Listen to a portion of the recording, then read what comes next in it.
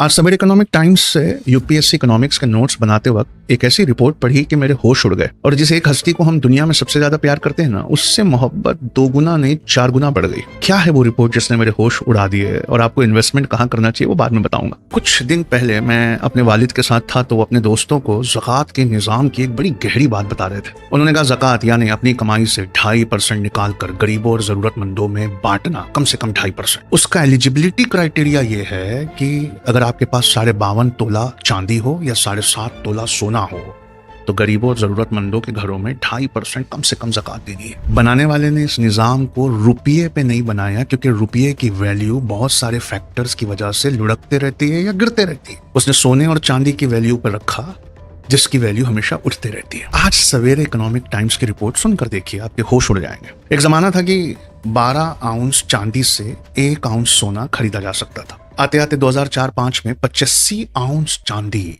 खरीदने में सिर्फ 1 आउंस सोना आप खरीद सकते। और कोविड के बाद जब दुनिया की हर करेंसी लुढ़कने लगी तो उस वक्त 106 आउंस चांदी की कीमत के बराबर 1 आउंस सोना हो गया। लेकिन जिस बात ने होश उड़ा दिए वो ये है कि इंडस्ट्री के स्ट्रेटेजिक एक्सपर्ट्स और एनालिस्ट ये कहते हैं कि हर इलेक्ट्रिक व्हीकल को बनाने में 25 से 50 ग्राम सिल्वर लगता है, और 1 मेगावाट के सोलर पैनल बनाने में 20 किलो चांदी का इस्तेमाल होता है। आने वाले 9 से 10 सालों में इलेक्ट्रिक व्हीकल्स और सोलर पैनल की डिमांड की वजह से चांदी फिर से उठेगी, और चांदी की डिमांड इतनी ज्यादा होगी कि उसके प्राइसेस पूरी दुनिया में बढ़ेंगे। क्या अब आप समझ पाए कि ज़कात देने वाले ने सिर्फ सोना क्यों नहीं कहा, सोना और चांदी क्यों कहा? कभी कभी दुनिया पढ़ने जाओ तो दीन से इंसान और करीब आ जाता है। इस तरह की तालीम हमें अपने बच्चों को देना चाहिए।